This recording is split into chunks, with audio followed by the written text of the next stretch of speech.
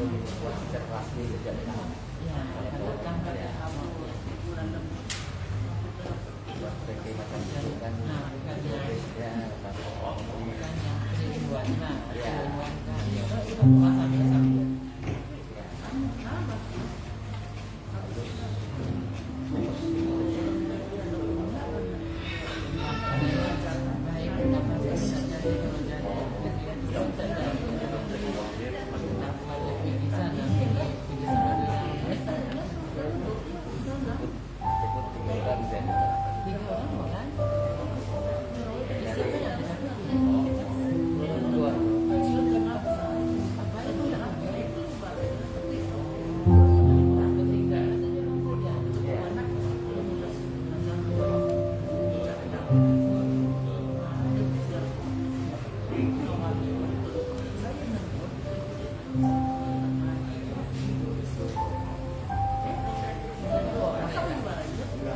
bagus mungkin lebih tahu jalan kan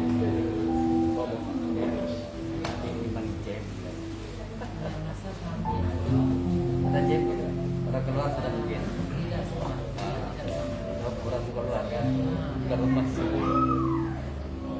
tapi ada tapi jam jalan banyak jalan petang juga bahkan orang keluar sudah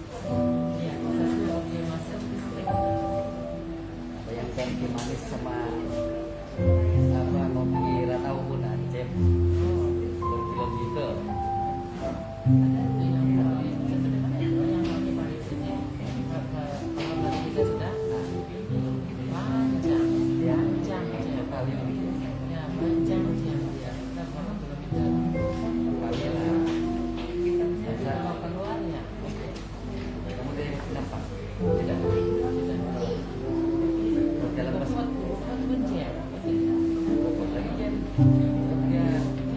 dari sini keluar kekir sana keluar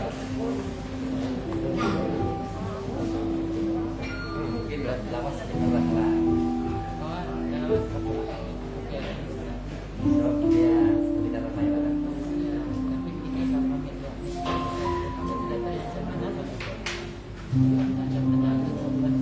iya kata anu sudah ya tidak kami tidak dalam perayaan nanti dia orang saya jam sedang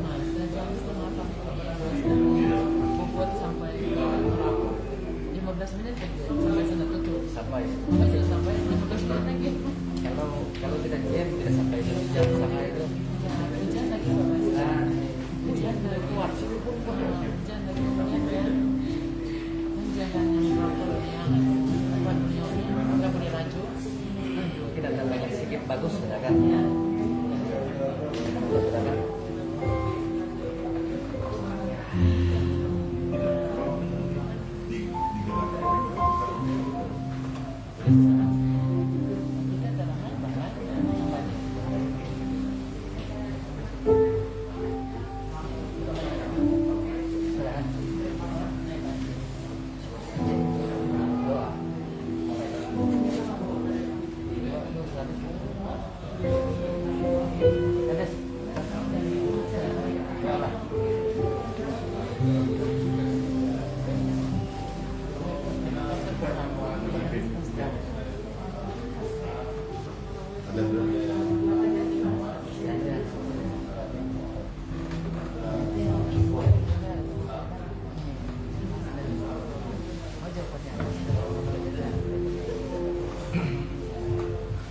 Shalom. Shalom. Shalom dan selamat pagi kepada semua sidang jemaat pagi hari ini. Mari kita melihat ke kiri ke kanan kita, beri senyuman yang terbaik untuk kemuliaan nama Tuhan Yesus Kristus kita. Kalau boleh yang belakang itu majulah. Sebab pada hari ini kita tahu dan sedia maklum ini hari percutian dan kebanyakan para jemaat kita pun ada yang balik ke kampung cuti 1 minggu, cuti hari raya, atau hari ini ada Labor Day. Selamat Hari Pekerja kepada semua yang bekerja pada hari ini. Dan kita mengucapkan syukur kepada Tuhan karena kebaikan dan kemurahan kasih yang begitu besar dalam kehidupan kita, yang memelihara kita daripada hari Senin hingga pada hari ini dan seterusnya. Juga Tuhan telah memberi kita kekuatan dan kesehatan.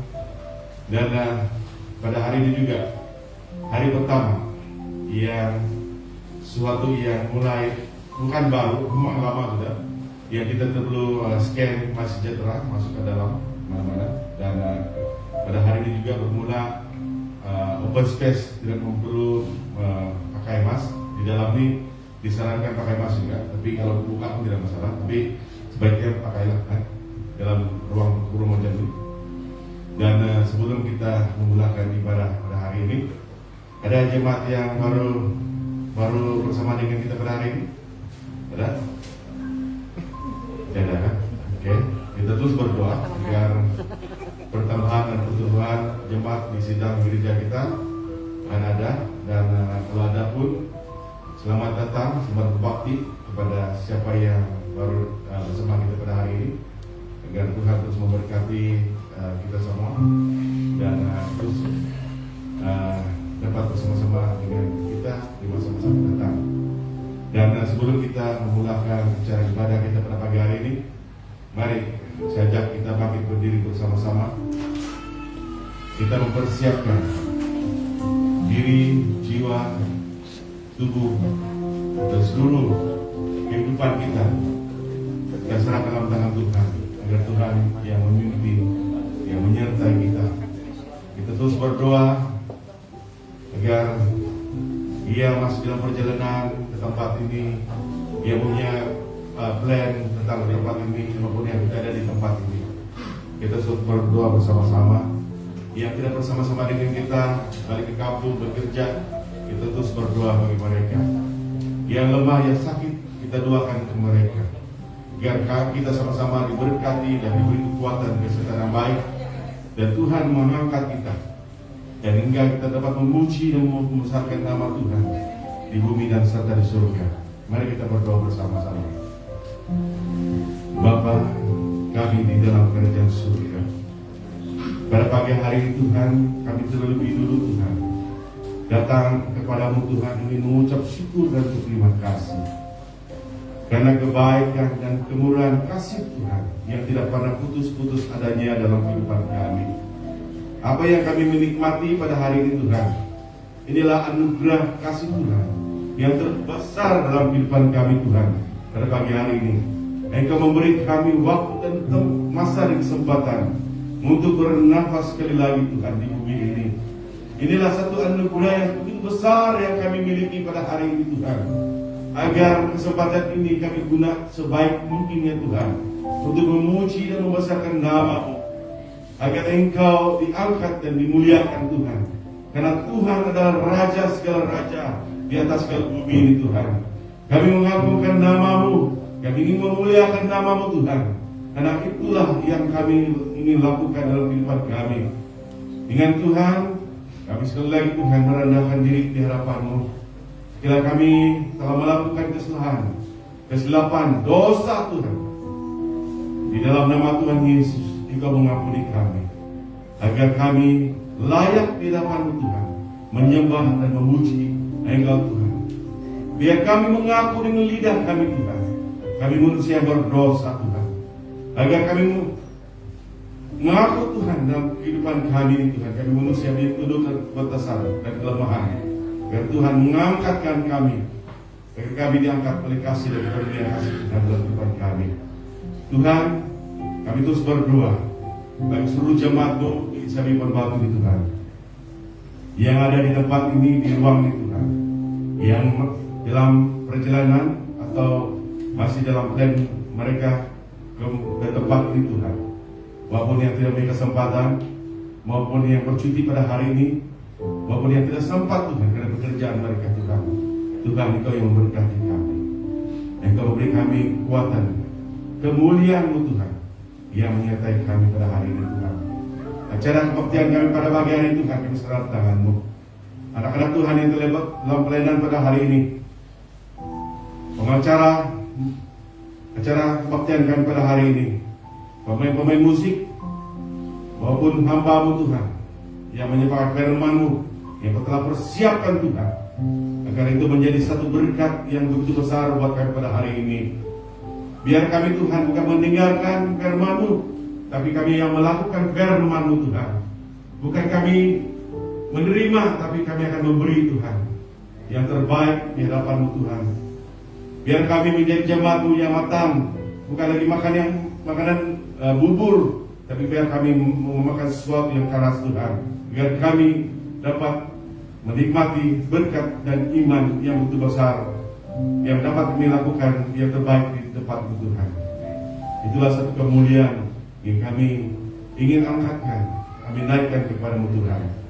Tuhan, kami terus berdoa bagi mereka yang sakit, yang kelemahan tubuh. Pada hari ini Tuhan, kami mengangkat mereka.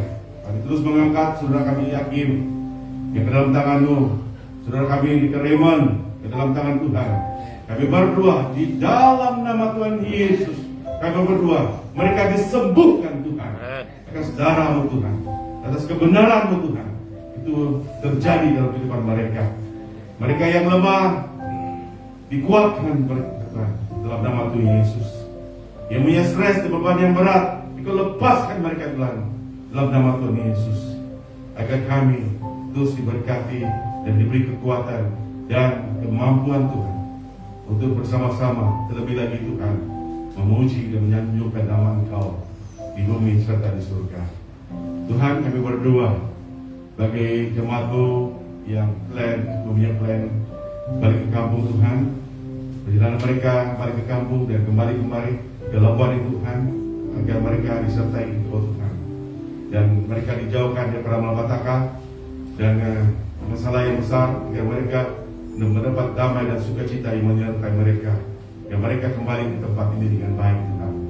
Dan kami terus berdoa Tuhan bagi saudara-saudara kami yang tidak seiman ada di sekeliling kawasan ini Tuhan, kawasan gereja ini Tuhan. Kami terus membawa mereka dalam doa kami. Kami tahu Tuhan Engkau lebih mengasihi mereka. Engkau terus memberi mereka kekuatan dan kesehatan yang baik, agar mereka merasakan tenang dan mereka dapat kekuatan kehadiran kami di tempat ini. Dan kami terus berdoa Tuhan bagi proyek pembangunan yang sedang berjalan pada saat ini Tuhan. Kami serah dalam tangan-Mu kontraktor yang mengendalikannya Tuhan, yang melakukannya Tuhan, agar mereka merasa tanggung jawab yang besar dalam diri mereka, agar mereka dapat menyelesaikan dan menyudahkan proyek ini dengan baik ya Tuhan. Bagi kami yang mengelola, mengendalikan proyek ini, Tuhan Yesus, Engkau memberi kami hikmat, Engkau memberi kami kekuatan, kemampuan Tuhan untuk melakukan, memikirkan sesuatu yang terbaik dalam setiap masalah dan dugaan yang kami hadapi Tuhan. Engkau ada di depan kami, memberi kami jalan keluar. Yang percaya Tuhan, apa yang ada pada hari ini adalah berkat anugerah kasih-Mu Tuhan, keizinan-Mu buat kami di tempat ini. Dengan itu Tuhan, kami terus berdoa agar ini terjadi dan akan terjadi dan akan siap Tuhan. Kami pasti dan yakin Tuhan atas penyertaan-Mu Tuhan. Tuhan, kami terus berdoa Tuhan bagi gereja-gereja-Mu dimanapun berada Tuhan, yang mengendalikan acara kebaktian pada hari ini. Engkau juga Tuhan mengurapi, memberkati mereka, agar kesatuan dan persatuan yang terjalin di gereja-gereja ada pada hari ini Tuhan, agar ada satu kerjasama yang baik dalam iman dan satu kasih, satu ikatan dalam satu roh, yaitu nama Tuhan Yesus ditinggikan dan dipermuliakan. Haleluya Yesus, terima kasih. Kami serahkan tangan-Mu acara ibadah kami dari awal hingga akhirnya, agar semuanya berjalan dengan baik menurut pimpinan tangan Tuhan, agar kami memberi yang terbaik dengan kerendahan hati kami, dengan kesederhanaan kami yang Engkau inginkan, yang kami lakukan di tempat ini Tuhan, agar semua kesatuan yang ada daripada sekolah minggu, pemuda-pemudi, tim remaja, wira, wanita, umum, agar kami ada rasa tanggung jawab yang besar dalam diri kami, ada satu beban yang berat yang ada dalam diri kami untuk melakukan pekerjaan Tuhan. Terima kasih Tuhan, Engkau memberi kami satu kerjasama yang baik, agar kami terus berdoa antara satu dengan lain, mengangkat satu dengan lain, agar gerejamu diangkat dan dipuji dan dimuliakan Tuhan. Terpujilah nama-Mu Tuhan. Kami terus berdoa, hamba Pastor Johnny dan keluarga istri dan anak. Engkau terus memberkati mereka, Engkau memberi mereka kekuatan, Engkau yang memberi mereka hikmat, agar pelayanan mereka terus dipakai dan diberkati Engkau Tuhan. Dan banyak orang dan banyak jemaat-Mu dipulihkan dan dipanggil kembali Tuhan, agar mereka juga semua diangkat karena Tuhan yang bersama-sama dengan keluarga ini. Terima kasih Tuhan, kami serah dalam tangan-Mu ruang dan tempat dan apapun peralatan yang kami guna pada hari ini Tuhan, kami serah dalam tangan-Mu dan kami memberkati semua Tuhan, agar semuanya hanya untuk memuji dan membesarkan nama-Mu. Terpujilah nama-Mu Tuhan, terpujilah nama-Mu Tuhan. Kami serah dalam tangan-Mu tempat dan masa ini dan waktu ini ke dalam tangan-Mu. Di dalam nama Tuhan Yesus kami sudah berdoa dan mengucap syukur dan berterima kasih. Sama katakan amin. Beri kemuliaan untuk Tuhan. Haleluya. Silakan duduk. Oke, saya beri tempat dan ruang ini untuk anak-anak kita yang membaca firman Tuhan. Ada? Silakan tempat.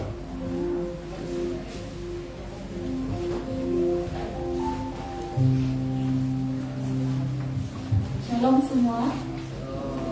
Pembacaan firman Tuhan yang pertama pada hari ini diambil daripada Yoel 3 ayat 1 hingga 8. Hukuman atas musuh-musuh Israel.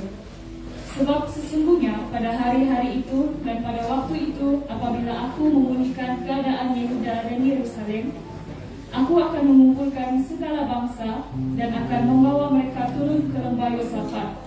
Aku akan berperkara dengan mereka di sana mengenai umatku dan milikku sendiri, Israel, oleh kerana mereka mencerai-beraikannya ke antara bangsa-bangsa dan membagi-bagi tanahku, oleh kerana mereka membuang undi mengenai umatku, menyerahkan seorang anak laki-laki kerana seorang sundal, dan menjual seorang anak perempuan kerana anggur untuk diminum. Lagi, apakah sangkut pautmu dengan aku, hai Tirus dan Sidon, dan seluruh wilayah Filistin? Apakah kamu ini hendak membalas perbuatanku? Apabila kamu melakukan sesuatu terhadap aku, maka dengan cepat, dengan segera aku akan membalikkan perbuatanmu itu kepadamu sendiri. Oleh kerana kamu telah mengambil perakku dan emasku, dan telah membawa barang-barangku yang berharga, yang indah-indah ke tempat-tempat ibadahmu, dan telah menjual orang-orang Yehuda dan orang-orang Yerusalem kepada orang Yunani dengan maksud menjauhkan mereka dari daerah mereka. Sesungguhnya aku akan menggerakkan mereka dari tempat kemana kamu menjual mereka, dan aku akan membalikkan perbuatanmu itu ke atas kepalamu sendiri. Aku akan menjual anak-anakmu laki-laki dan perempuan kepada orang-orang Yehuda, dan mereka akan menjual anak-anakmu itu kepada orang-orang Sheba, kepada suatu bangsa yang jauh, sebab Tuhan telah mengatakannya.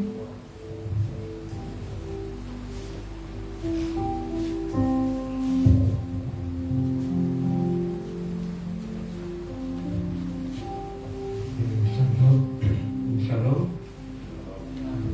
Pada pembacaan Ibrani 7 ayat 11 hingga 17. Kristus adalah imam yang lebih tinggi daripada Harun.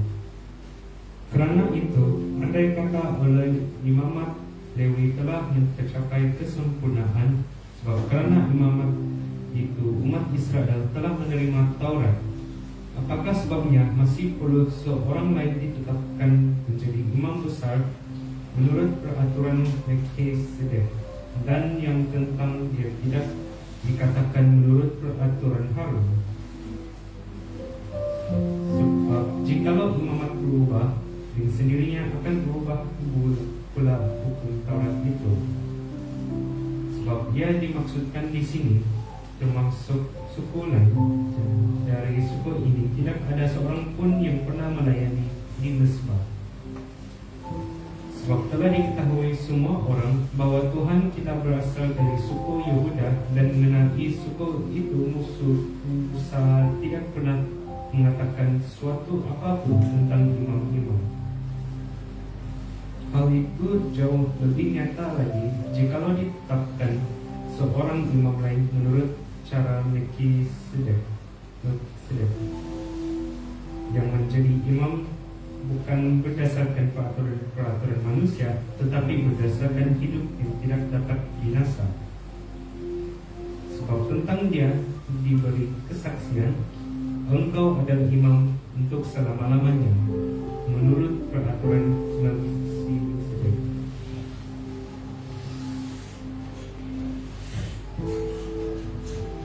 Terima kasih kepada dua ahli kita yang telah membaca firman Tuhan. Oke, nampak macam kekurangan kita kan. Ada yang ruang kosong di depan. Oke, siapa yang tidak keberatan bolehlah bergerak ke depan. Nanti yang orang yang belakang bolehlah mengisi yang di belakang. Oke. Sebelum saya memberi kurang ini waktu ini bagi rekan Tuhan yang muda ini, saya ingin membuka ruang ini untuk kesaksian. Ada yang bersedia pada pagi hari ini? Kesaksian pribadi ke, nyanyian ke, ada? Oke, kalau tidak mungkin minggu depan. Oke, saya jemput anak-anak Tuhan yang mulai ini pada pagi hari ini maju ke depan.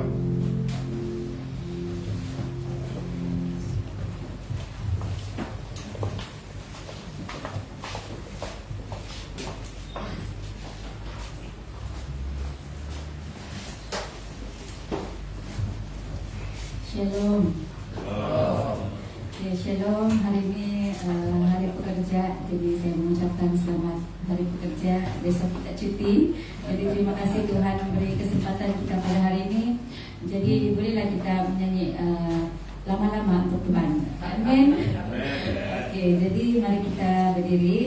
Kita yang selesa untuk duduk, saya persilakan duduk. Bebaskan diri kita untuk memuji Tuhan.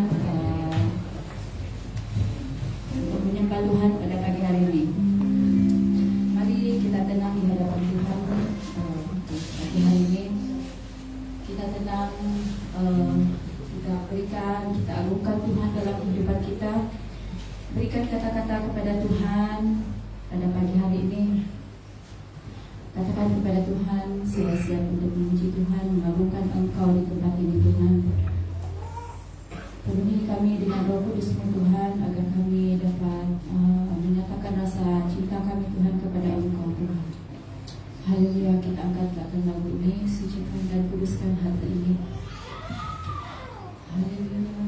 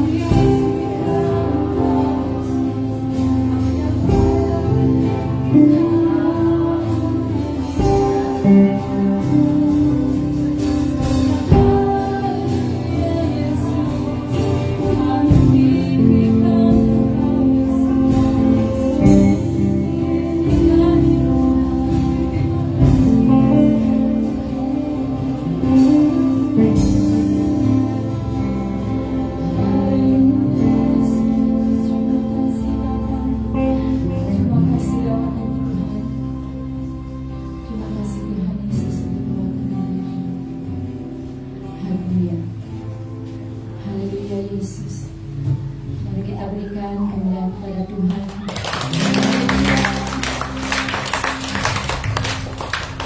Haleluya. Mari kita bersedia untuk kita naikkan pujian ini sekali lagi. Kami tidak memandang dari mana gereja mana, suku apapun yang ada di tempat ini Tuhan, asal kami berdiri di atas firman Tuhan, kami semua bersaudara. Amin. Amin. Haleluya.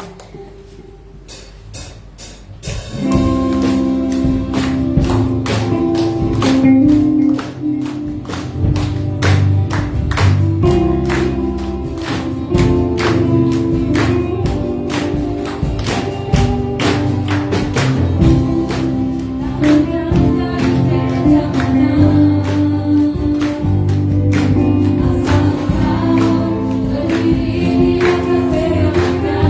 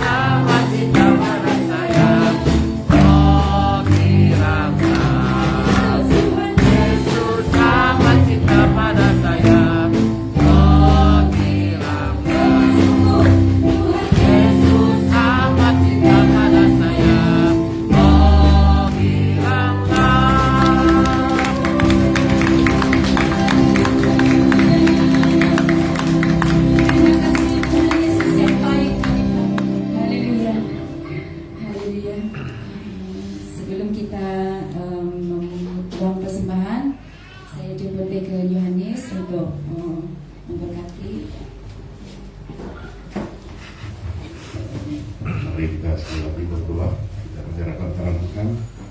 Apa yang kita berilah yang terbaik untuk Tuhan pada hari ini. Mari kita berdoa. Bapa kami di dalam kerajaan surga, pada pagi hari ini Tuhan, kami sangat bersyukur dan terima kasih karena kemurahan dan kasih Tuhan yang tidak pernah berkesudahan Tuhan. Hingga pada hari ini kami menikmati berkat Tuhan yang tidak pernah putus-putus. Dan pada pagi hari ini Tuhan, kami mempersiapkan diri kami untuk memberi yang terbaik. Bukan karena nilai, tapi itulah pemberian yang ikhlas daripada diri kami yang kami lakukan dalam pekerjaan untuk di tempat Tuhan.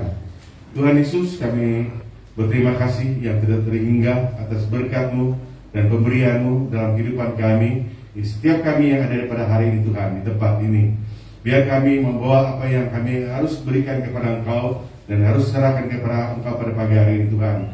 Kami memberi yang terbaik. Tuhan Yesus, Engkau memberi kami hikmat bagi anak-anak Tuhan yang mengendalikan keuangan gereja ini Tuhan, agar kami mengendalikannya dengan baik dan membesarkan nama-Mu Tuhan, membesarkan pekerjaan-Mu melalui uang yang kami memberikan pada pagi hari ini. Terima kasih Tuhan, kami sangat bersyukur atas berkat dan kemurahan-Mu dalam setiap kami yang memberi. Bapak dan anak Tuhan yang punya kesempatan pada hari ini Tuhan yang memberi, Engkau juga Tuhan akan memberkati kami semua Tuhan. Di masa-masa punya kesempatan dan waktu di masa depan ini Tuhan, kami dapat bersama-sama memberi yang terbaik dalam tangan-Mu. Terima kasih Tuhan, terima kasih. Ini doa dan syukur kami yang kami minta hanya di dalam nama Tuhan Yesus. Kami sudah berdoa dan mengucap syukur atas semuanya. Semua katakan amin. Haleluya.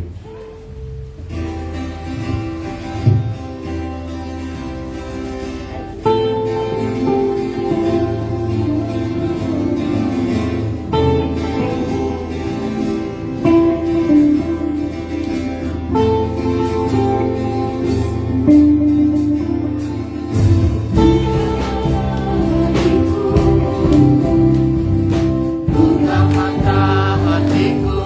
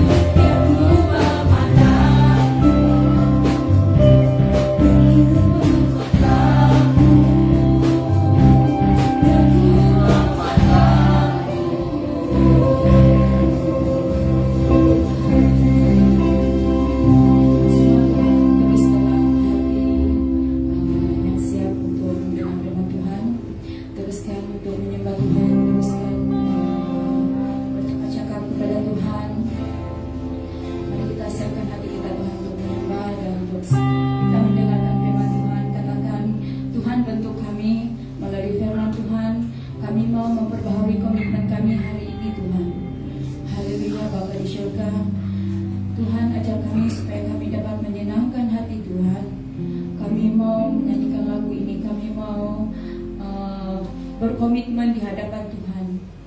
Haleluya Yesus. Haleluya.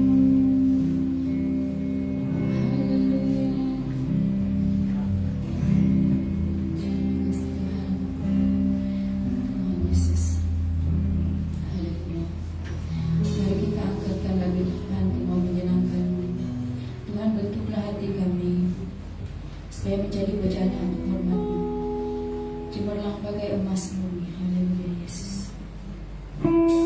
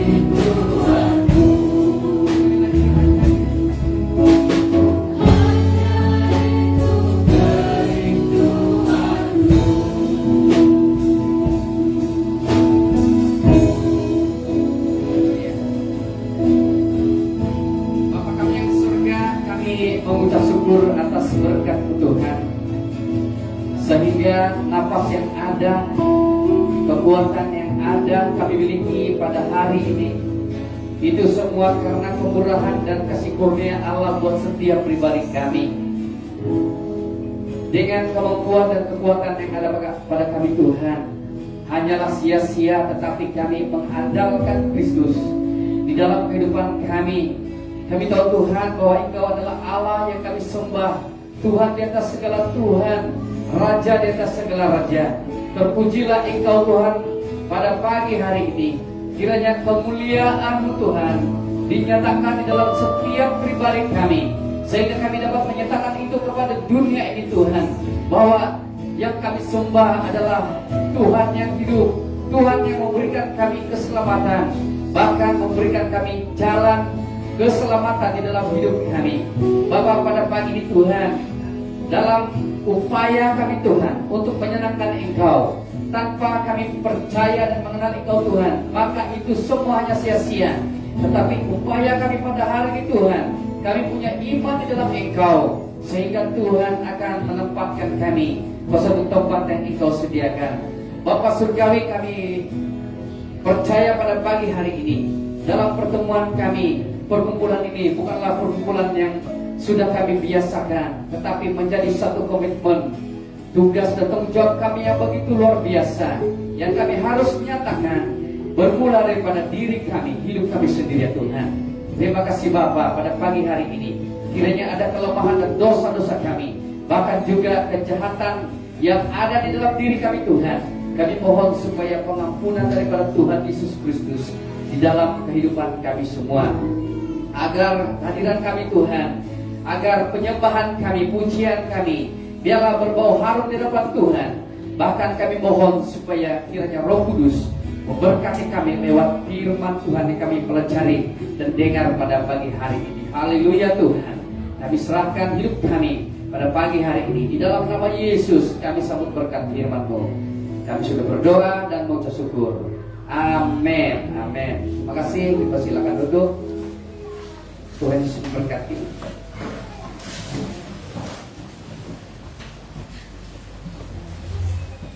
Oke,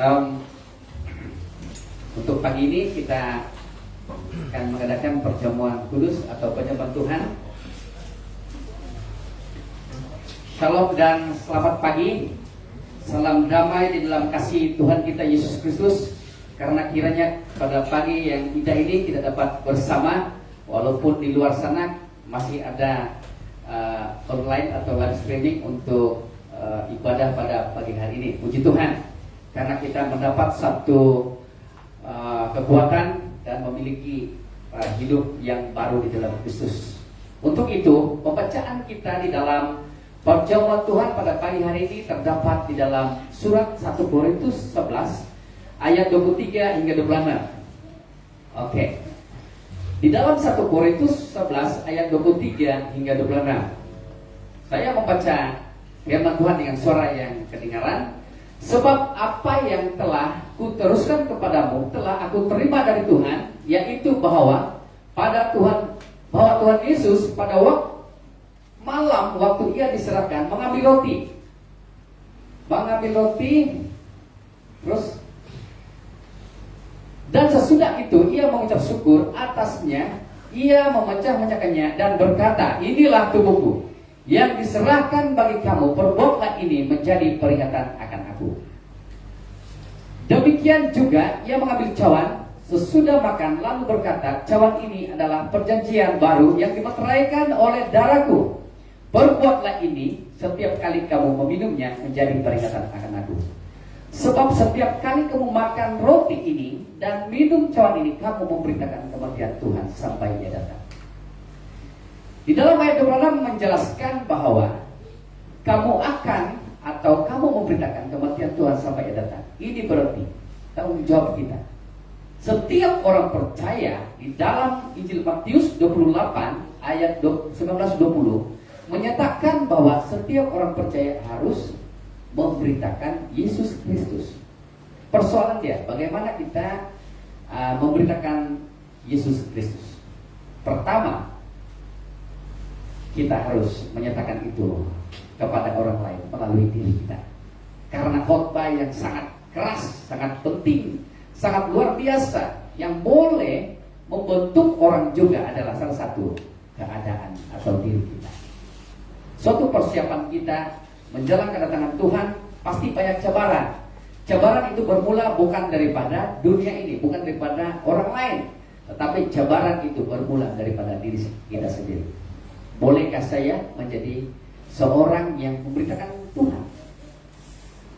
Mampukah saya? Atau bolehkah saya menjadi orang yang dapat menyaksikan Tuhan Yesus? Dalam Alkitab mengatakan, setiap orang percaya mengaku Yesus adalah Tuhan, dia adalah orang yang memberitakan. Jadilah diri kita sebagai firman Allah. Haleluya. Sebelum kita mengedarkan, mari kita berdoa. Bapa, terpujilah Engkau pada pagi ini. Kami percaya bahwa Engkau adalah Allah yang kudus, suci adanya, di mana kebaikan dan kemurahan Tuhan lewat kematian-Mu kami dianugerahkan jalan keselamatan dan hidup yang kekal. Apabila kami percaya dan mengenal Engkau Tuhan, kami tahu Bapa bahwa Engkau adalah Allah yang kami sembah. Maka untuk menyaksikan kebaikan Tuhan tidak boleh tertahan atau terhambat oleh manusia karena keterbatasan kami. Tetapi apabila kami percaya kepada Tuhan, pasti Tuhan Yesus dinyatakan. Haleluya Bapa. Kiranya firman ini menjadi berkat bagi kami, dan perjamuan Tuhan pada pagi hari ini yang akan kami nikmati, semua itu Tuhan akan kami lakukan untuk memberitakan Engkau. Haleluya. Dalam nama Yesus kami sudah berdoa. Amin.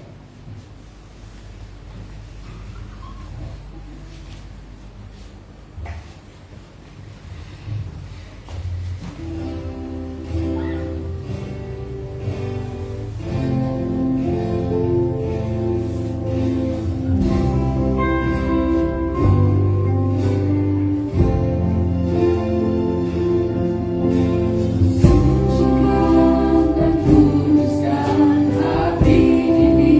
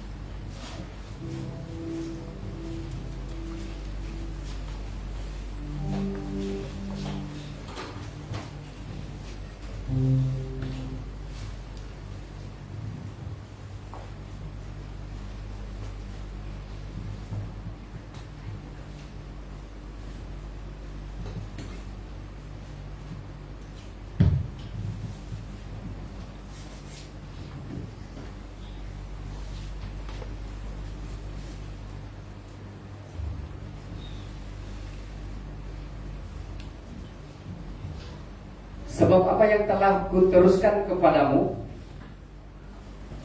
telah aku terima dari Tuhan.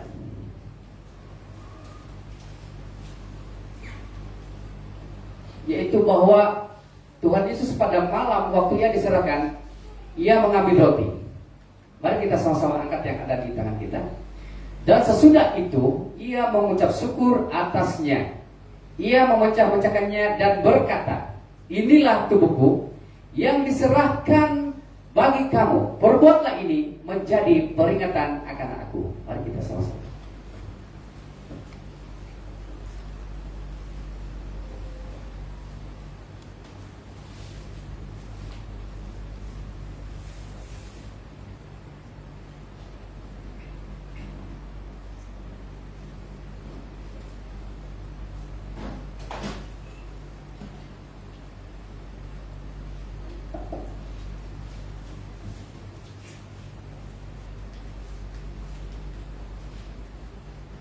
Mari kita sama-sama angkat cawan yang ada di tangan kita. Demikian juga ia mengambil cawan sesudah makan lalu berkata, cawan ini adalah perjanjian baru yang dimeteraikan oleh darahku. Berbuatlah ini setiap kali kamu meminumnya menjadi peringatan akan aku. Mari kita sama-sama.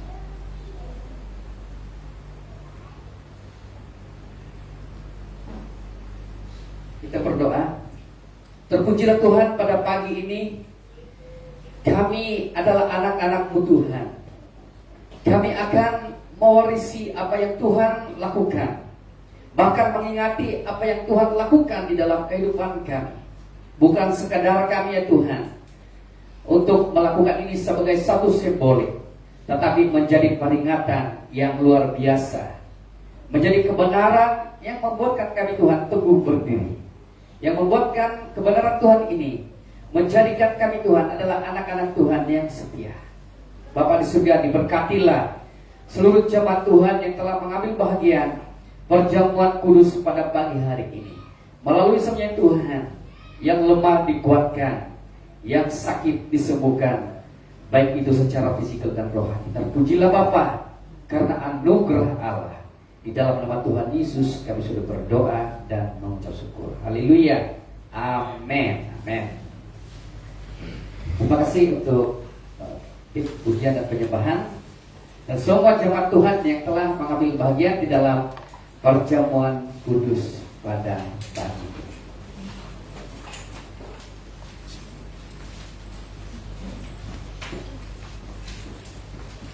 Baiklah, pagi ini saya lanjut dan memang saya teruskan untuk menyampaikan message firman Tuhan tentang kepimpinan.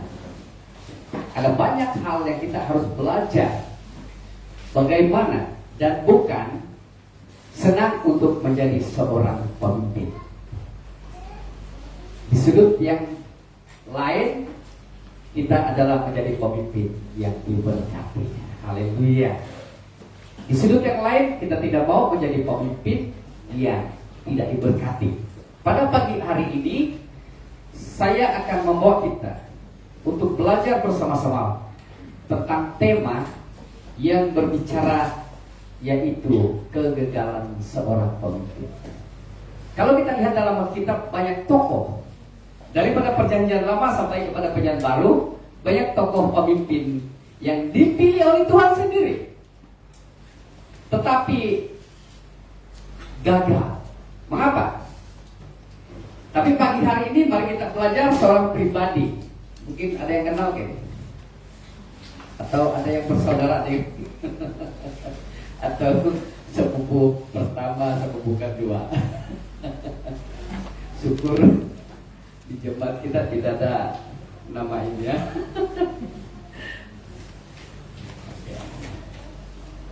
Walaupun kalau ada pun ya tidak apa-apa. Oke. Kita belajar kepada seorang tokoh, salah seorang murid Yesus, salah seorang daripada ke-12 murid Yesus, bahkan salah seorang yang dipertanggungjawabkan dalam pelayanan itu adalah di tempat yang tertinggi. Dan sudah tentu kita tahu siapa dan apa tugas Yudas. Alkitab satu-satunya yang jujur, yang terbuka dan jelas mencatat semua kelemahan, kejatuhan, dan keberhasilan dari setiap pemimpin atau tokoh yang tercatat di dalamnya. Kita belum ada lagi. Zaman mereka belum kita ada lagi. Tetapi kita belajar. Kenapa? Di dalam Alkitab pasti Tuhan juga yang memilih. Tetapi daripada karakter seorang pemimpin itu yang membuatkan dia lemah, membuatkan pemimpin itu gagal. Nah, jadi sudah kita tahu asal nampak itu Yudas atau dengar nama Yudas Iskariot. Wah, ini orang memang. Salah satu persepsi kita apa kepada Yudas? Loh, dia seorang murid kan? Seorang murid yang apa? Halo? Hah? Ya, seorang murid yang satu-satunya menjual Yesus. Tujuan kita belajar tentang kegagalan seorang pemimpin atau pemimpin yang gagal adalah supaya setiap pembaca, termasuklah kita, menyadari betapa lemahnya manusia. Walaupun dalam alasan atau dengan alasan Tuhan memimpin kita melalui orang-orang yang memilih kita, betul nggak? Termasuklah setiap tokoh Alkitab yang dipakai Tuhan dengan luar biasa, dengan kekuatan. Nah, sebagai contoh yang lain, Simson, kan? Dia sangat kuat, tapi ada titik kelemahan. Daud, seorang pahlawan juga, tetapi ada titik kelemahan. Jadi kita harus ingat, secara umum atau secara menyeluruh, setiap kita ada titik kelemahan kita. Jadi ini yang harus kita sadari, di mana titik kelemahan kita. Jadi kalau titik kelemahan Yudas tadi adalah dia adalah seorang yang menjual Yesus, itu yang setelah ada titik kelemahannya. Yang kedua, kenapa kita belajar tentang kegagalan seorang pemimpin supaya tragedi Oktober. Masih ingat itu tayang? Mungkin zaman-zaman saya tahu tuh. Bukan tragedi Oktober, bukan dalam film Sembilu, tetapi tragedi kegagalan Yudas Iskariot tidak terjadi dalam hidup kita. Dengan maksud adalah dalam secara fokusnya kita belajar supaya hal yang terjadi kejadian yang terburuk di dalam kehidupan Yudas tidak harus terjadi kepada kita. Oke, mari kita membaca ayat daripada Injil Matius bab 26 ayat 14 hingga 16.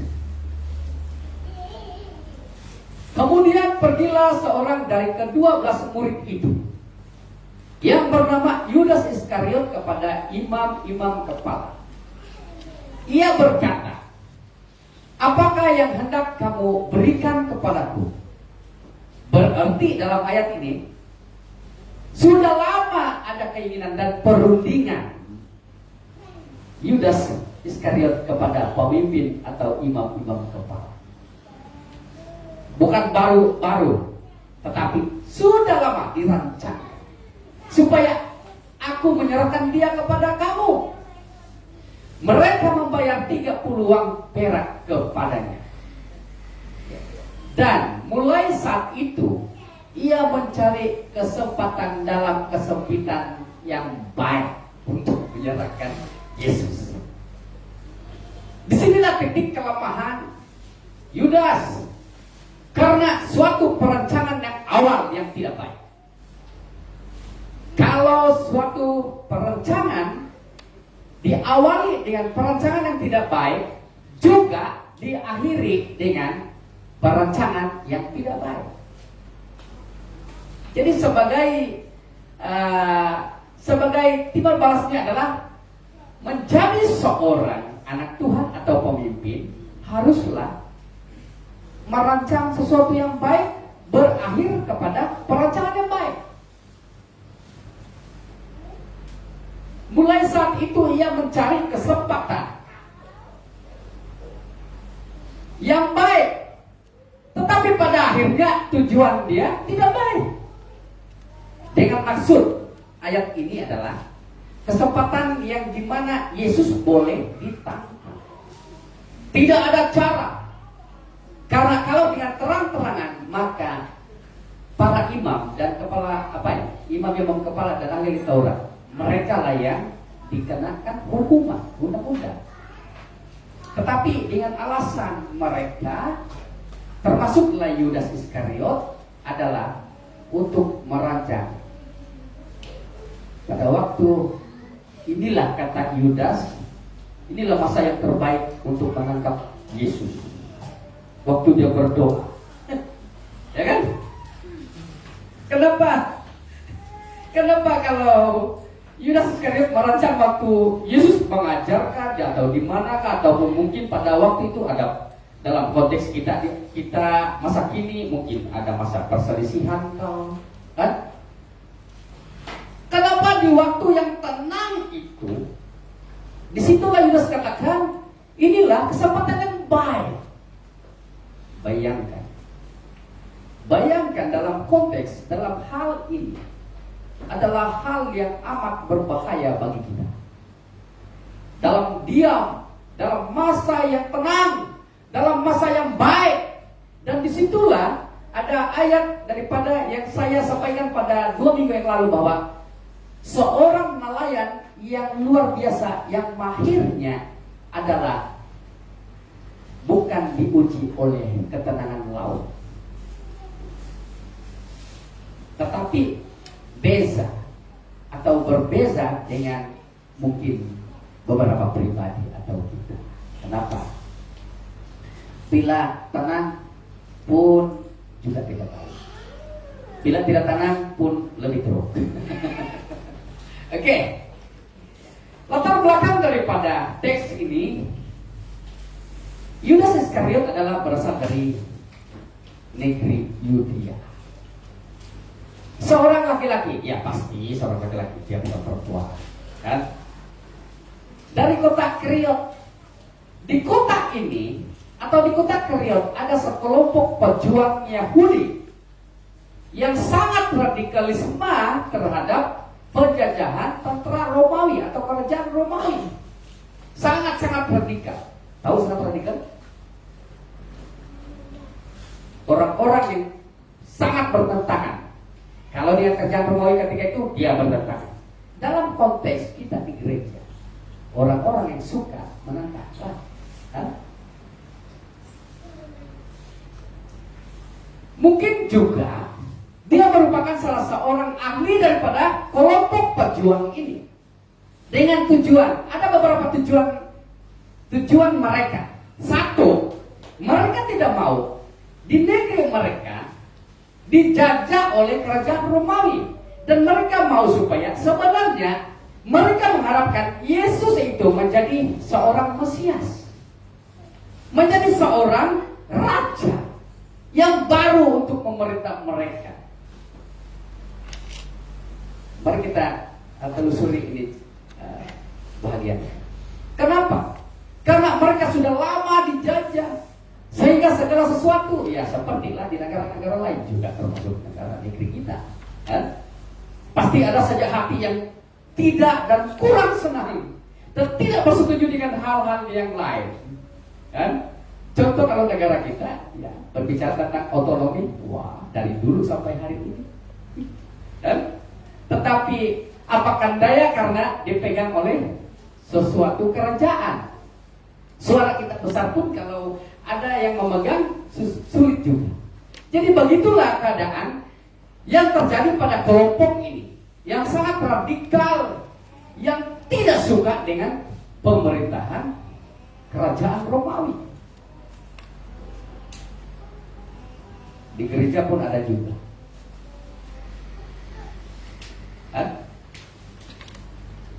Oke.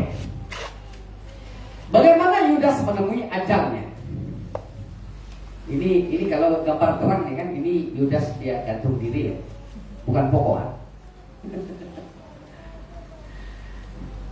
Ini Yudas. Bagaimana dia menggantung apa ya?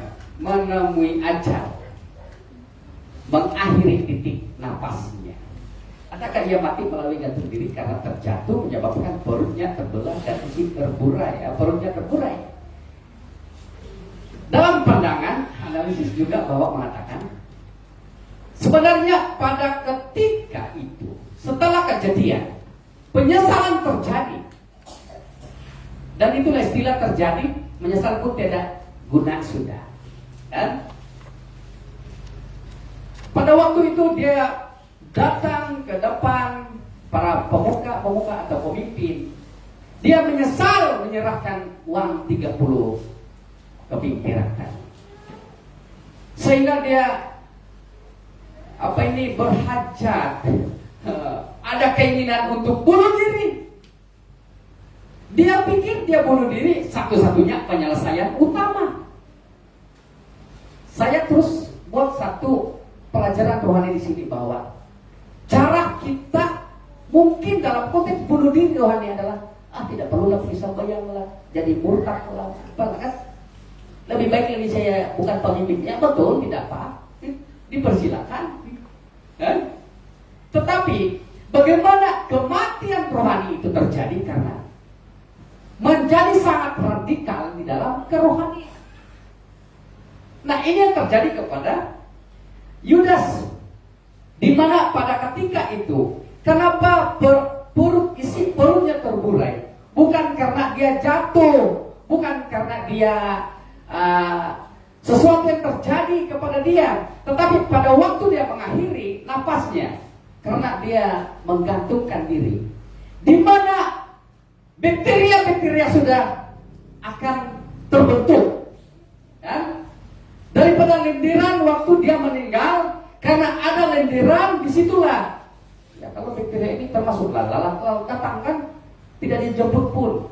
Kalau namanya mayat saja pasti ada sesuatu yang datang, dan sehingga bakteria itu terbentuk. Dan iyalah, kalau kita tengok mayat contohnya anjing kan 2-3 hari habis. Kenapa? Karena bukan saja bakteria, tetapi ada benda seperti kan, betul kan?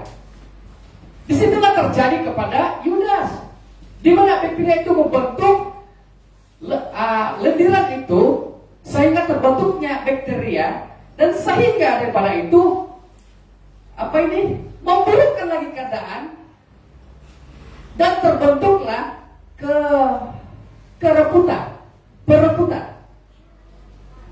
Boleh paham? Kalau biasanya mayat-mayat ini terbaring kan, tetapi itu tergantung di atas. Bayangkan bila perebutan pada tubuh itu terjadi secara tidak langsung, lama kelamaan pasti segala isi di dalam itu akan keluar. Betul kan? Biasanya mati ayah. Nah, kalau ada lagi anjing nggak, ayam nggak, terutama anjing yang kita nampakkan, dia lama-lama besar. Begitulah keadaan dia. Disitulah kematiannya yang sangat tragis. Bukan karena dia gantung ini terus jatuh, mana ada kan? Oke, jadi syarat penjelasan saya mungkin kita paham. Karena itu terbentuk daripada bakteria ataupun sudah perebutan terjadi. Kalau ini mungkin terjadi dalam secara rohani lah, saya pikir ini tidak boleh harus terjadi. Masalah besar menjadi sesuatu hal yang tragis terjadi dalam diri kita, keimanan kita. Ini pun kita lihat dalam ayat-ayat berikut. Dalam Injil Matius 27 ayat 5, Kisah Rasul 1 ayat 18. Oke. Dan itu yang saya telah jelaskan sebentar tadi. Mengapa terjadi kegagalan seorang pemimpin? Ini jaringan ini mantap juga kan? tidak tahu nggak jaringan menguratkan atau jaringan cemburu kayak ini, saya tidak tahu lah, itu tafsiran Anda. Tetapi itulah gambaran Yudas. Mengapa terjadi kegagalan seorang pemimpin? Dan mungkin kita fokus pagi ini, mengapa Yudas gagal dalam kepemimpinannya? Oke. Karena dia atau pemimpin memiliki motivasi yang salah. Yang kita tahu adalah Yudas adalah seorang bendahari. Bayangkan, dia adalah seorang pemegang duit. Alkitab menjelaskan hampir setiap hari uang yang dimasukkan ke dalam tabung, dia ambil sedikit-sedikit. Mana orang tahu kan? Dia adalah seorang bendahari yang tidak bertobat. Ada juga orang bendahari yang bertobat. Siapa itu? Nah, kan? Jadi perhatikan, tidak semua pemimpin itu tidak bertobat. Ada juga, tapi kita fokus pagi ini bercerita tentang Yudas. Apa motif dia menjual Yesus? Satu, tamak, serakah. Sudah dijelaskan pada beberapa khotbah yang lalu. Inilah titik kelemahan Yudas. Tamak. Semua pun dia mau. Dia tengok mungkin persembahan, contoh saja, bukan di tempat kita. Mungkin dia tengok persembahan hari ini, besar-besar. Dia ambil kan. Sedikit-sedikit. Mana orang tahu? Karena biasanya yang tahu masuk dan keluar. Jadi bahaya. Ini bukan berarti hanya kepada bendahari, tetapi sebenarnya menyeluruh. Kita juga adalah sebagai bendahari dalam keluarga. Bagaimana kita mengatur uang kita? Apakah di mana kita bagi untuk Tuhan di gereja, di mana kita bagi untuk Tuhan kepada pastor, kan? Betul kan? Di mana kita bagi untuk Tuhan kepada mereka yang memerlukan sumbangan dan sebagainya. Begitulah cerita dia. Itulah cara kita untuk memberi kepada Tuhan. Bukan satu-satunya kita memberi hanya di dalam tabung gereja. Ada banyak cara kita. Oh, kita bagi untuk Tuhan, bagi mereka. Begitu. Sedikit kita harus belajar nih kan. Jadi jangan kita pikir, pastor boleh kasih bagi kalau begini atau Derek, ya itu terserah. Sebab hatimu memberi untuk Tuhan, tetapi kepada mereka. Yang kedua, motif dia adalah dia tidak mau diproses.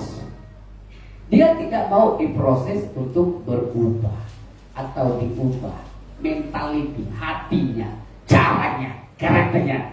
Dia tidak mau diproses. Dia tidak menjadi pengikut Tuhan Yesus yang setia.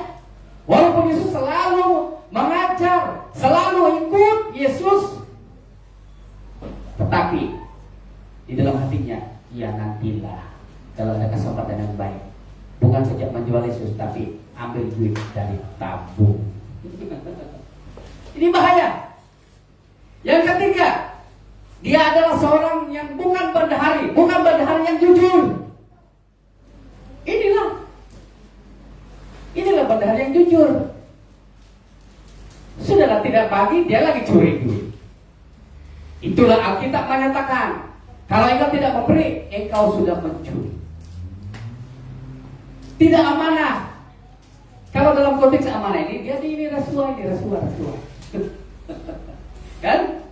Apa cara dia rasuah? Diambil lah. Karena mungkin berat ini tabung ini. Mau ringan sedikit, bilang, saya pakai sedikit. Itu mungkin saja. Tafsiran saya. Dia tidak bertanggung jawab dengan uang yang ada di sana. Banyak orang memberi mungkin pada ketika itu. Mungkin termasuklah juga murid-murid, mungkin termasuklah orang-orang percaya yang lain. Tetapi, duit ini macam tidak ada interest saja. Tidak bertambah. Bagaimana?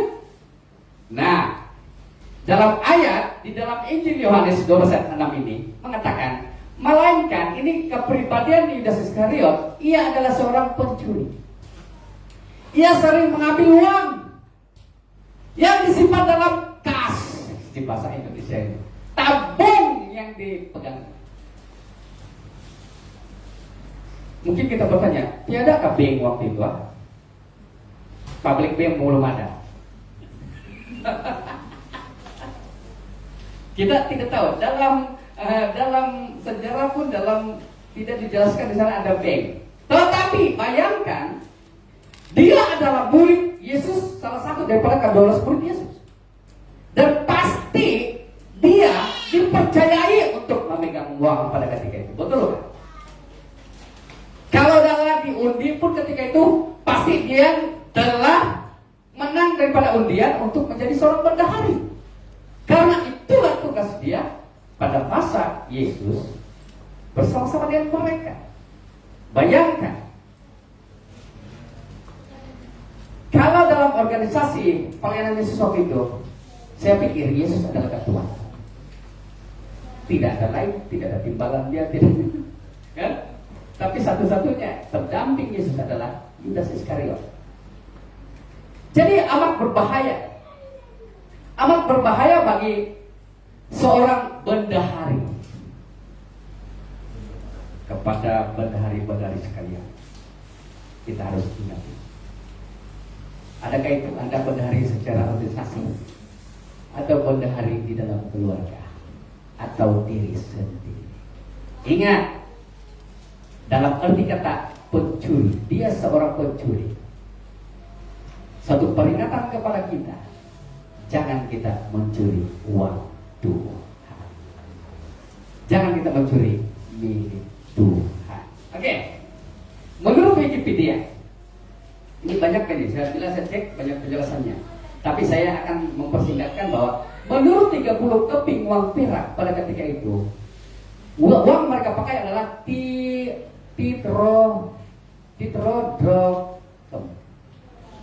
dirham.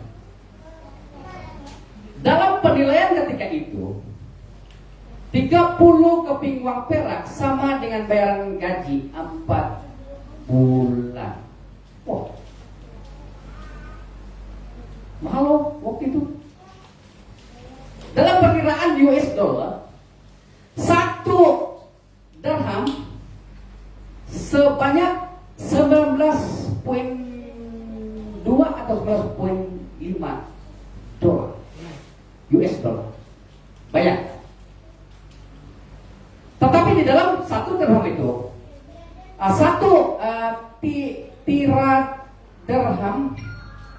tetradirham itu adalah 16 dirham. Nah, coba kita akan kasih kali-kali dia. Tetapi kesimpulannya di sini, kita melihat bahwa bayaran para imam kepala elektor pada ketika itu kepada dia adalah sebanyak 4 bulan gaji 100, artinya 120 hari lah kan, hampir setengah bulan punya bayaran, setengah tahun gaji punya bayaran. Siapa bertanya dengan kita? Kira-kira lah mungkin berapa gaji orang-orang bekerja pada ketika itu? Mungkin kita kali saja. Dalam 4 bulan itu adalah 30 keping. Mungkin dalam 1 tahun itu adalah ada 150 keping. Betul kan?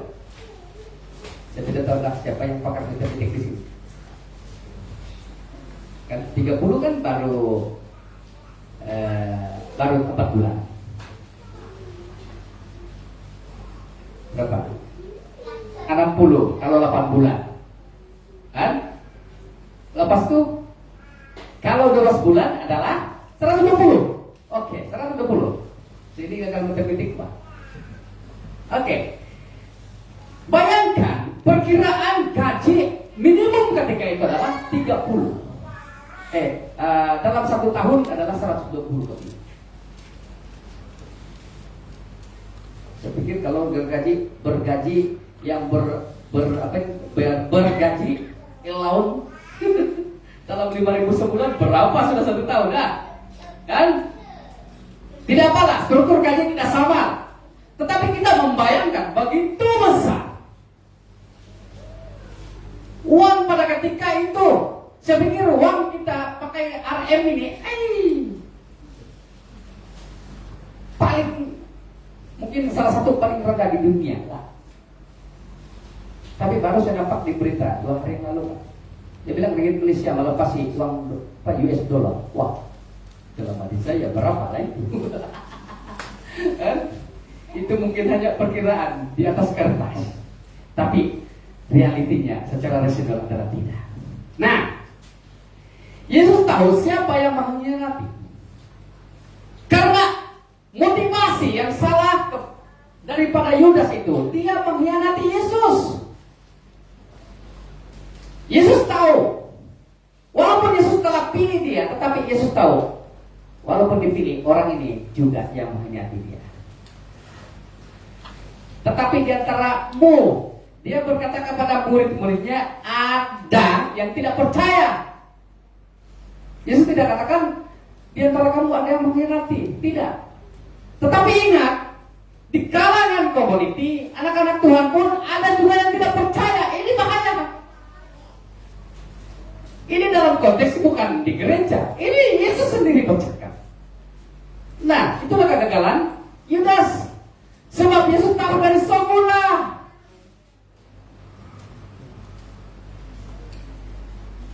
Kadang-kadang kita ini sebagai pemimpin, dia mungkin memimpin secara genetik. Itu saya sudah jelaskan pada minggu yang lalu. Ada yang memimpin ikut genetik, ada yang memimpin ikut dia punya karakter, ada yang memimpin ikut dia boleh mempengaruhi. Tapi kalau dalam mempengaruhi ini, itu macam itu mengempet sudah. Karena dia peta, pandai bercakap-cakap bohong, bolehlah kan? Tetapi dalam kepemimpinan kita selalunya genetik. Tetapi di dalam Yesus memilih murid-muridnya, justru mungkin persoalan kita pada hari ini. Kalau Yesus tahu, kenapa dia pilih si Yudas jadi murid 1? Kenapa dia pilih si Yudas lagi jadi bendahari 2? Kan? Ini mungkin ada masalah Yesus. Sebenarnya di dalam anugerah Allah ada sesuatu yang Allah timbulkan supaya setiap orang percaya harus belajar. Berarti, sekali lagi, berarti tidak semua pemimpin yang diangkat oleh Tuhan adalah orang-orang percaya. Bila orang-orang percaya itu diangkat, maka terjadilah seperti Yudas, gagal dalam memimpin. Ini pendapat pribadi, namun saya akan jelaskan ini. Dan ini menjadi bila kita boleh nampak. Banyak sekarang kepimpinan dalam gereja ucap kacil atau keliru, mengelirukan. Kenapa? Dalam ayat ini pun kita boleh tahu. Pastilah diangkat oleh jemaah dengan alasan juga, kita sudah berdoa, Bang. Oke, sebagai satu contoh. Siapa saja kerajaan, ya kan? Di Malaysia ini yang membentuk kerajaan, ya kita sokong. Tapi bunyinya di belakang tidak setuju. Cemana ini? Siapa saja PM, contoh kan? PM kah, CM kah? Apalagi Sarawak sekarang apa itu? Premier. Wah, kan? Siapa saja diangkat, tapi bila diangkat, ya yang telah dipilih, macam bunyi juga pasti ada juga masalah. Saya pikir siapa bermasalah di sini? Tetapi dalam konteks pemilihan murid Yesus seperti Yudas, masalahnya di sini adalah orang itu tidak percaya. Mari kita belajar. Orang itu tidak percaya. Kenapa? Karena sikap yang ada pada Yudas, dia adalah seorang pengkhianat. Saya mau tegaskan pagi ini, kalaupun status kita sampai kepada tahap pemimpin, kalau tidak percaya, itu sebagai pengkhianat kepada Tuhan. Disitulah akhirnya kepemimpinan itu gagal. Karena apa? Dia murtad.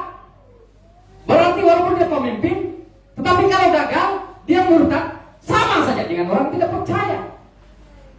Yang kedua, seorang pengkhianat dalam gereja pun, dalam sebagai anak Tuhan pun, dia adalah seorang paling berbahaya di dunia. Kenapa? Kenapa dikatakan sini paling berbahaya? Yesus berkata, aku tahu siapa dia yang menyerahkan aku. Hah? Maaf.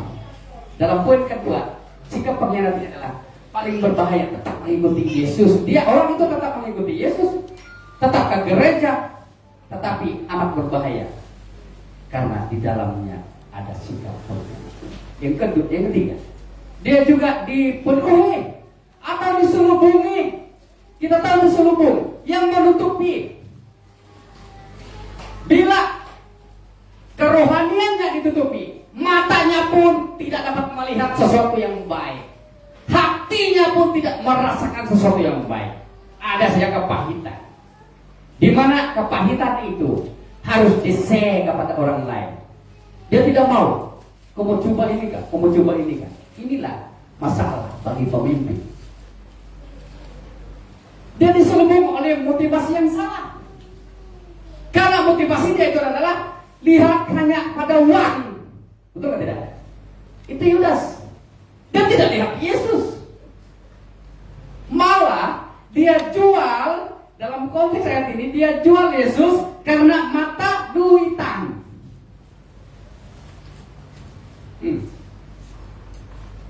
Baru 30. Setelah Yesus ditangkap, apa jadi? Dia menyesal tidak guna, tidak arti sudah aman. Karena dari segi itu Allah menetapkan dia menjadi orang yang berdosa. Berarti masih salah, diselubungi karena kepentingan diri sendiri. Alasan Yudas mengkhianati Yesus. Satu, dia sombong. Kenapa dia sombong? Saya pegang duit, Pak. Dibilang saya melacak kamu makan. Saya kasih keluar duit, Pak. Kan? Ada sikap sombong. Inilah alasan Yudas mengkhianati Yesus. Yang kedua, hubungannya jauh dengan Yesus walaupun dapat dekat. Dia selalu berdampingan dengan murid-murid yang lain, selalu berdampingan dengan Yesus, berkata Yesus, tetapi hatinya jauh. Kenapa jauh? Terbukti karena dia yang menjual Yesus. Yang ketiga, alasan Yudas Iskariot mengkhianati Yesus adalah dia tidak sadar perbuatan yang dilakukannya itu salah. Ini selalu terjadi kepada kita. Lebih-lebih lagi kalau pemimpin. Sudahlah salah tindakan, tidak ngaku salah. Semua benar saja di kacamata dia. Kan? Tapi dia spek orang lain. Penuh balok. Itu bahasa Indonesia balok. Tapi kalau kita kayu balak. Lalu sedangkan selumbar di mata. Ini dalam tafsiran ayat, kalau dalam bahasa Indonesia selumbar itu adalah cebisan daripada bulu ayam itu. Selumbar. Perbetulkan saya. Tapi itu yang saya pelajari, bahwa sedangkan selumbar di matamu, engkau tidak nampak. Tahu, itu selumbar. Bulu ayam, lalu ada lagi cebisan bulu ayam yang halus, itu ada di matamu, engkau tidak nampak. Ini masalah kita sebagai pengikut Tuhan. Lebih-lebih lagi sebagai pemimpin. Haleluya. Oke. Apalagi alasan Yudas yang keempat, dia menginginkan Yesus menjadi pemimpin politik yang memberi revolusi, reformasi.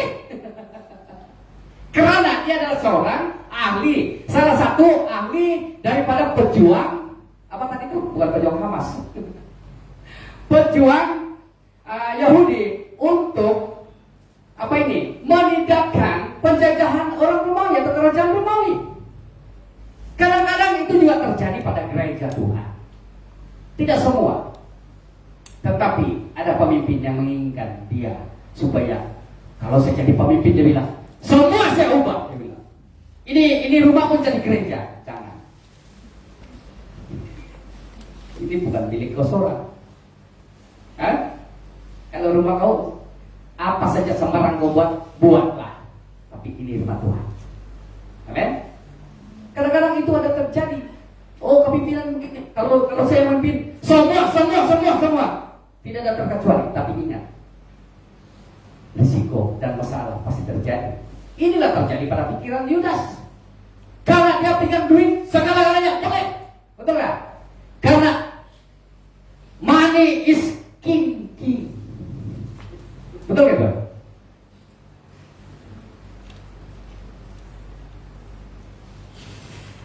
Paulus juga menjelaskan bahwa uang bahaya. Oke? Nah, yang kelima ini adalah alasan Yudas. Dia tidak pernah memanggil Yesus Tuhan. Bayangkan, kenapa dia boleh menjual, mendurhakai, mengkhianati Yesus, walaupun dia selalu berdamping kepada Yesus, walaupun dia selalu ikut Yesus, makan bersama, bahkan pada waktu perjamuan Yudas Iskariot yang paling dekat dengan Yesus. Tetapi ingat, orang ini tidak pernah memanggil Yesus itu Tuhan. Maksudnya apa? Dia tidak pernah percaya, dia tidak pernah mengenal, dia tidak pernah menyembah Yesus sebagai Tuhan. Halo? Inilah alasan-alasan, kalimat alasan. Kalau ini ada, terdapat di dalam diri kita, lebih-lebih lagi sebagai pemimpin, maka nahaslah, awaslah. Ini hal sangat berbahaya bagi diri Anda. Menjadi satu peringatan kepada saya juga. Karena bila kita berbicara tentang uang, wah, semua pun boleh kan? Sampai kau ingat dunia ini macam kau di surga sudah.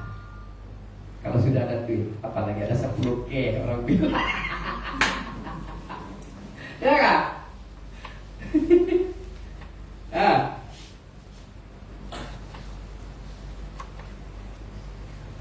Kita belajar dengan Yudas. Kenapa? Satu-satunya seorang pemimpin. Dia dipercayakan untuk memegang sesuatu yang berharga. Nah, ini yang harus kita pelajari. Yang kedua, mengapa seorang pemimpin itu gagal? Yang kedua, pemimpin memiliki pemahaman atau pengertian yang salah terhadap Yesus. Ini berkaitan dengan poin yang kelima. Ini hal yang kedua tadi ya. Hal yang kedua adalah pemimpin yang memiliki pemahaman atau pengertian yang salah terhadap Yesus. Dalam hal ini, Yudas pikir Yesus ini jadi raja. Dalam hal lain, Yesus ini adalah mungkin seorang YB, gitu. Karena dia kan salah satu golongan atau ahli daripada pejuang Yahudi tadi yang menentang penjajahan Romawi. Dia tidak menganggap Yesus itu Tuhan. Oh, kira-kira kalau begitu saya harus aktif lah, dia bilang. Jadi pemimpin. Terpilihlah dia. Nah, terpilihlah dia jadi bendahari kan. Tetapi inilah pemahaman yang salah. Satu, dia salah memahami dan tidak sadar akan potensi Yesus. Karena Yesus terkenal, kan? Yesus mengajar sejak ribuan orang. Yesus berdoa sejak ribuan orang bertobat. Dia ada karisma menjadi seorang pemimpin. Ada potensi jadi pemimpin. Dia juga mengadakan mukjizat, ramai orang dengar pengajaran. Sekali Yesus jalan pun orang sudah berbondong-bondong. Apa kalau berbondong-bondong? Menyertai, ikut Yesus. Itu belum lagi bercakap. Baru nampak Yesus, orang sudah ikut. Sebab mereka mendengar orang ini adalah yang selalu menghadirkan mukjizat. Inilah juga yang terjadi kepada motivasi Yudas Iskariot. Yang kedua, dia salah memahami apakah yang ada pada Yesus. Yesus adalah harapan, atau harapan dari Yesus itu supaya dia jadi Mesias. Mesias ini kan adalah suatu tahap yang tertinggi di dalam pemimpin-pemimpin. Tetapi dalam Mesias ini adalah seorang yang diurapi oleh Tuhan. Tetapi sebenarnya Yesus tidak perlu diurapi, sebab dia adalah Tuhan. Jadi pengharapan Yudas Iskariot itu seperti inilah. Diharapkan ini orang terlalu terkenal, dia bilang, ada karisma, memimpin, berkhotbah semua. Tapi dia ini selalu mengasihi musuh. Terbalik ini dia bilang, sebab dia ada orang yang radikal tadi kan. Dia tidak mengusir penjajah. Aduh, dia bilang harapan saya itu supaya dia jadi ketua, dia bilang supaya usir-usir di penjajah Romawi kan. Apalagi dia tidak aktif dalam pergerakan revolusi. Sebab Yesus bukan datang ke dunia ini untuk menjadi ahli politikus. Ya? Tidak perlu. Itulah harapan Yudas Iskariot itu. Malah Yesus mengurus orang sakit. Mana orang sakit itu Yesus urus, itu Yesus sembuhkan. Sekalipun dia orang yang mati kan. Orang miskin, orang telantar ini termasuklah pekerjaan miskin kan, pelacur, pemungut cukai dan sebagainya. Ini berarti semua orang berdosa Yesus layan. Kenapa dia tidak layan macam kami? Nah, begitu Pak. Oke, inilah harapan Yudas Iskariot salah terhadap Yesus. Oke.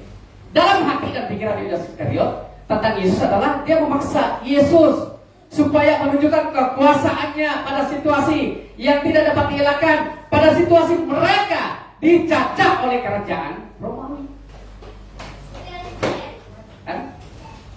Mereka, dia juga telah melakukan tindakan pemberontakan dan menjual Yesus supaya ditangkap. Dengan arti kata lain, bila Yesus ditangkap dia bilang, syukur, puji Tuhan. Begitu kan? Dia lakukan itu pengkhianatan terhadap Tuhan Yesus. Mungkin dia berkata, inilah cara terakhir terbaik saya, dia bilang. Bahaya. Kesalahan terbesar di sini adalah dia salah perancangan. Ini tidak berdoa ini kan, Yudas.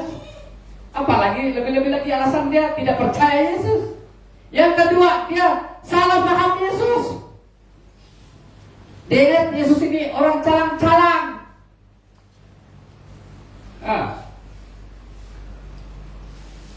Dia salah mengenal pribadi Yesus. Dalam konteks lain, orang Yahudi mengharapkan Yesus menggantikan Herodes, betul kan? Itu wujud kalau khotbah hari Natal. Itulah pengharapan Yudas tadi. Tetapi dia salah mengenal siapa Yesus itu. Dia menganggap Yesus itu orang jadi wifi, orang politik. Dia tidak menganggap Yesus adalah Tuhan. Penyesalannya Yesus ditangkap. Yang membiarkan Yesus ditangkap, diheret. Dia bingung saja, peduli dia dibilang, biarlah dia dibilang. Perbuatan berakhir kepada kematian. Itulah perbuatan Yudas. Bahaya. Kalau sudah ada depresi berat, tekanan berat, pasti berakhir dengan kematian. Kalau kita tengok selidiki orang-orang yang tekanan apa? Tekanan jiwa. Kita berdoa supaya dalam gereja Tuhan tidak ada seperti ini. Sampai berakhir kepada kematian. Tuhan Yesus ada di hatimu, saudara. Tidak perlu ada penyesalan seperti Yudas. Jangan menyesal lalu mengantungkan diri atau minum racun. Tapi apa yang saya cerita pada 2-3 minggu yang lalu, bila ada sejak posisi yang mau minum racun juga. Sekali pergi hospital di kecemasan lah juga. Mungkin dia berkumur. Maaf. Ya main-main. Oke, jadi ini bahaya. Oke, bagaimana pemahaman kita dan pandangan kita terhadap Yesus? Adakah kita semakin serupa dengan Yesus pada hari ini atau menjadi serupa dengan dunia ini? Apakah kita sanggup memaafkan dan mengasihi orang yang kita kecewakan atau sakit hati? Jika kita masih dendam dan sakit hati, maka Anda sudah mengkhianati Yesus. Bukan mengkhianati pribadi, tapi Anda mengkhianati Yesus seperti Yudas Iskariot. Oke. Marilah kita mengoreksi diri sendiri. Walaupun mungkin selama ini kita gagal, jangan kegagalan itu menguasai kita lagi. Biarlah kita berusaha dengan upaya secara rohani untuk mengoreksi diri kita. Tuhan, bolehkah saya jadi pemimpin? Layakkah? Kan? Jangan bilang boleh bah, tes jadi pemimpin, boleh atau tidak, maju atau tidak apa. Yang penting saya duduk di dalam pemimpin. Tidak boleh. Saudara, Anda sungguh-sungguh mengenal pribadi Yesus. Kalau kita tidak sungguh-sungguh mengenal Yesus, ini sama dengan Yudas Iskariot. Walaupun Anda sudah jadi pemimpin, tapi tidak mengakui Yesus itu Tuhan. Kenapa? Karena hidup kita masih dikuasai dunia. Dan apakah hidup kita masih mengkhianati Yesus atau sudah bertobat? Saya jelaskan ayat terakhir. Marilah kita semua menjadi orang-orang yang sadar akan dosa kita, akan kelemahan kita. Hari ini orang mengatakan kita dan dia tidak mengaku. Itulah sikap duniawi ketika itu. Pengakuan sangat penting. Tanpa pengakuan kita kepada Tuhan menjadi juru selamat kita, maka sia-sialah kita. Itulah namanya bertobat. Haleluya. Mari kita berdoa. Terima kasih Tuhan, kami mengucap syukur atas berkat firman Tuhan yang sudah kami dengar, sudah kami pelajari. Kami sangat diperingatkan lewat firman Tuhan ini, di mana kami tidak mau dan tidak ingin mencontohi apa yang terjadi pada Yudas Iskariot, karena hal itu menggagalkan diri sendiri. Terima kasih Tuhan, kami berdoa karena Engkau telah memperingatkan kami pada pagi ini, supaya kami harus sadar, beralih daripada cara apa yang telah dibuat oleh Yudas Iskariot Tuhan. Biarlah kami, hati kami, roh kami, kehidupan kami dikuasai oleh Roh Kudus. Terima kasih, berkati seluruh jemaat Tuhan yang mendengar, agar semua memiliki kekuatan hidup dan mengelola hidup sendiri untuk mengasihi.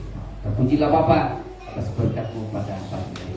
Dalam nama Yesus kami sudah berdoa dan mengucap syukur. Amin. Amin. Terima kasih perhatian jemaat.